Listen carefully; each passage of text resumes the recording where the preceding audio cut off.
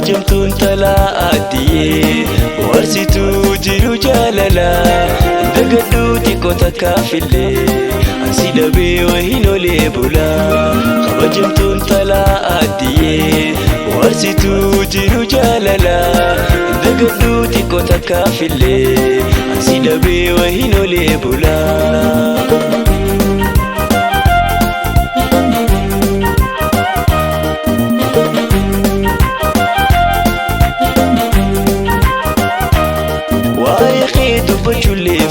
Yeroodaa jechuun ni naangahu waada jaalalaan kaayyannee hin diigullee dandayu waa'ee kee dubbachuullee fedhu.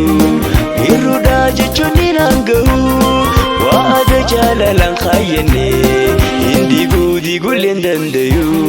Kadhimamtuu haadha manaa kiyyaa warsituu guutuu jiruutiyaa yaadini sadoodhaannaa ture barumsa kee gammachuun xumurii. Kadhimamtuu haadha manaa kiyyaa warsituu guutuu jiruutiyaa yaadini sadoodhaannaa ture barumsa kee gammachuun xumurii.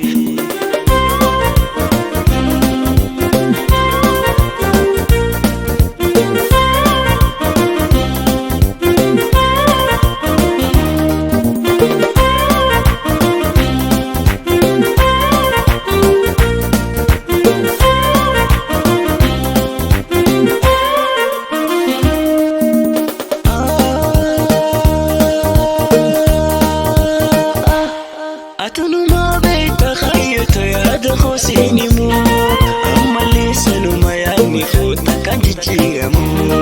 Atunuma beektaa kaayyota yaada koosinimu ammallee sanuma yaadni koota kan jijjiiramu.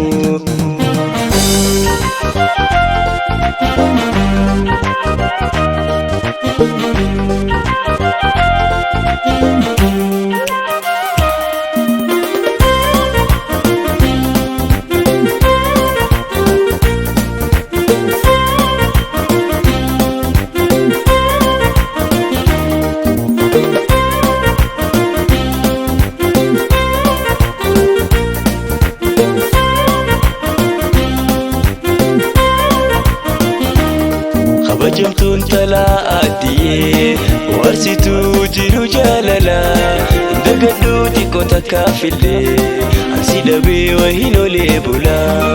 Kabajamtuun talaa addiyee warsituu jiru jaalala dagadhuu xiqqoo takkaafillee.